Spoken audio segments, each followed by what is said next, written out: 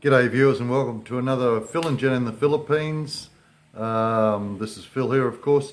I've already done a vlog today, but I'm going to put this online because as a request from one of the subscribers, they made mention of a subject I've been trying to cover or considering covering that I think is really important. And before I forget it, and I think it's important, I will go over the growing old, the reality of growing old in a place like the Philippines. So before we start, of course, subscribe, the bell, the notification bell, the thumbs up, share it with people that may have an interest in this subject, and we'll go on to there. My subscriber, who goes under the name of Boat, g'day mate, how are you? I'm following that up. And this is the type of feedback I'd like to get. So I'm talking about things that actually pertain to a lot of people. And he brought this subject up. The question condensed down as, in my opinion, what is the reality of actually growing old in the Philippines? And the further question was, as you know, how much care facilities are available to you that we would be able to reflect on, whether there's nursing homes, this type of thing. And what's the reality as far as growing old in a country like the Philippines? The first thing I'll say is this: the Philippines, even though a developing country and whatever, we're not talking about a country, or any country for that matter, that doesn't have a certain amount of facilities.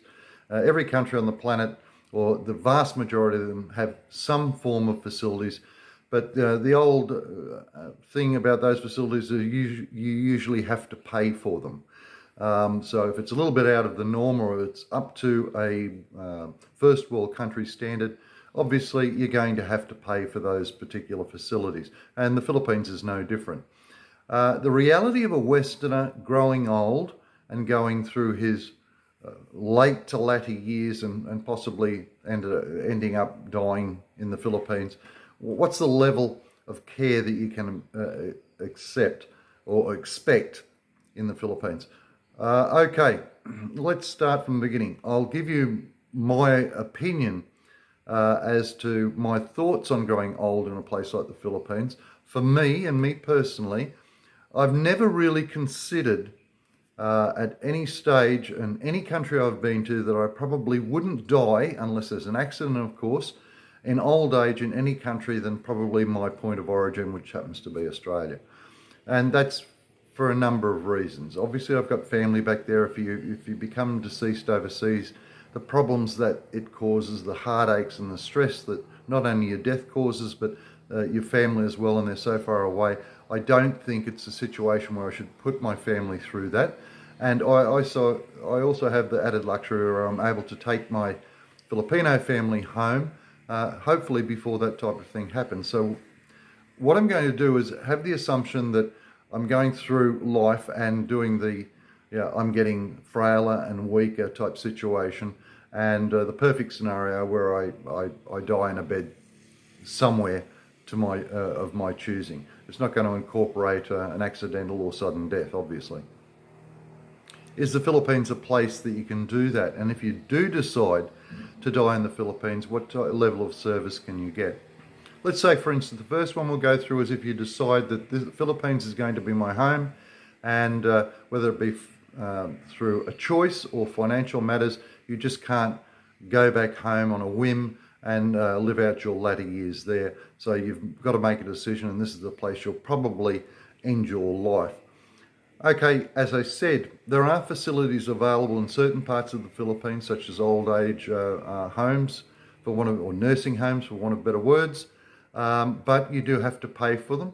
And of course, the levels of care you will receive will reflect how much you pay. There are obviously homes available to the local populace of which you could possibly glean their services, but let's face it, the standards aren't as high as one would expect in palliative care and whatever that you're going to get in the West.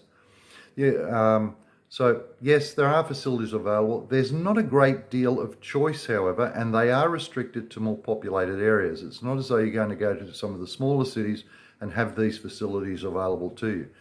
The majority of them are owned, and when I say the majority of them, to a standard of which we would consider even adequate, let alone good, either by church groups or private insurance companies, private investors. So there is a money element there. The churches have a thought pattern not to cater to us and our standards, but more the Filipino standards, and I don't think it rates as far as our level of care that we'd require. But then there's the private individuals, the investors that run nursing homes. They're usually in places like Cebu and Manila and Davao, the major centres throughout the Philippines. Obviously, I haven't scoured the Philippines, and someone out there will say, well, there's one along the road here and it could be an obscure place in the Philippines. I don't know.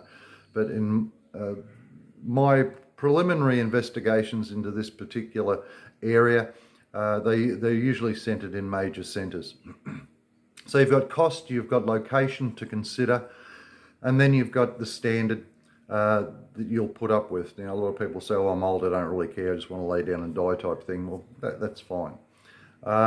The other question is, I did mention it in an interview, I believe, and it wasn't on this channel, I may have mentioned in previous vlogs, about carers in the Philippines. Look, there's certain specialist areas that overseas Filipino workers specialise in. They're nursing, they're carers, they're that type of pastime or vocation, and they're very, very good at it. By their nature, they are caring people. They respect the elders, and they will do everything within their powers, both financially and physical powers, to make sure the latter part of one's life, on the whole, is comfortable. This type of caring capacity is wearing away, and it's usually restricted to family members. And it doesn't matter how long you've been with the family, you're still not blood. So you're going to be very, very reliant, if you're living over there, on your wife or your children, as do the Filipinos, as to the level of care you're going to get if you're relying on your wife or children in 10, 15, 20 years' time to take care of you in a very trying time.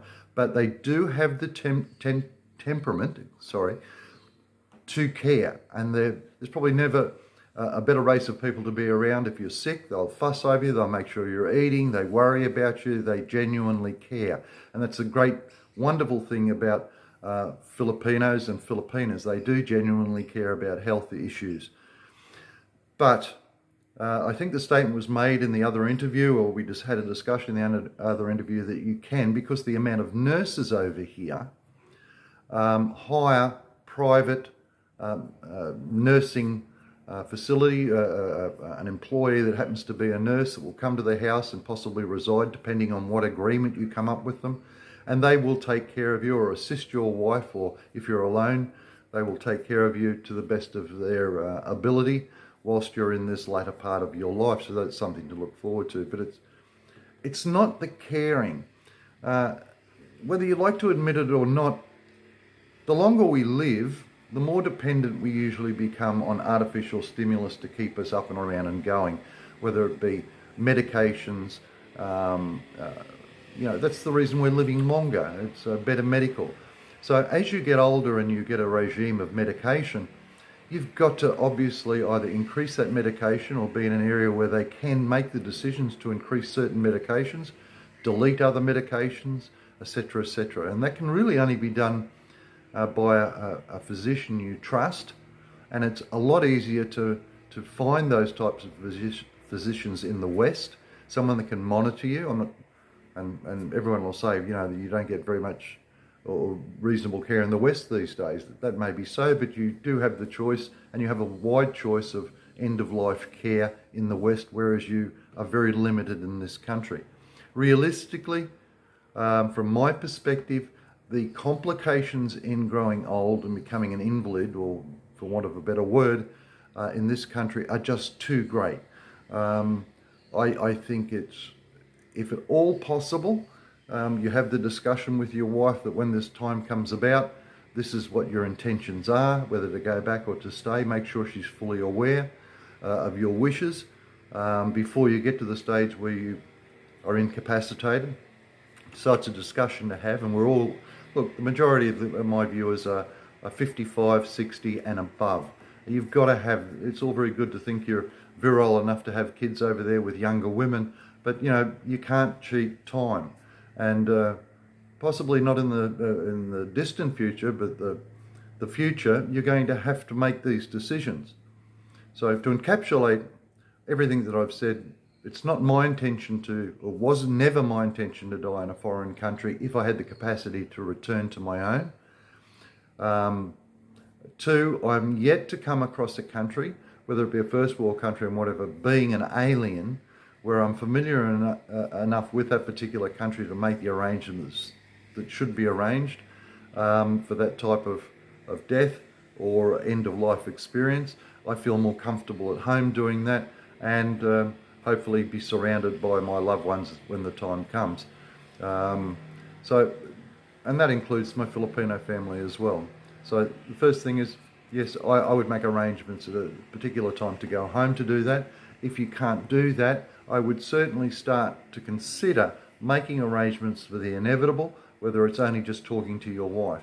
And of course, these arrangements, once you get older and weaker, and will depend on more and more money being spent. And we go back to what I was saying in the previous video, you've got to start saving money over there.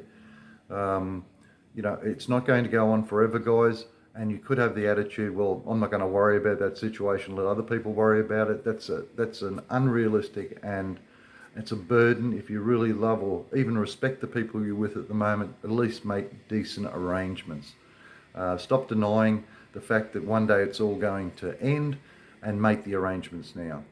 So, as I said, to encapsulate it, no, I don't think it's the type of place for a Westerner to die in if they have the opportunity to get out and have their last days somewhere else, simply because it's just too difficult to get drugs, it's too difficult to get good medical assistance.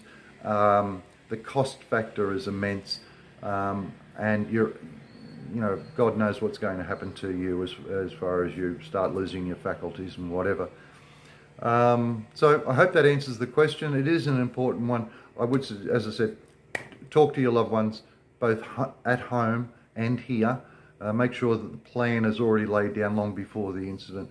But if you can possibly afford to do it, for all and sundry, die at home. If you consider the Philippines to be your home, well, that's where you're dying. Okay, guys, well, rather morbid subject, but I think an important one. As with Boat's question, I hope that answered... there was another one in regard to Boat as far as $2,000 being a budget for somewhere like Cebu and this type of thing.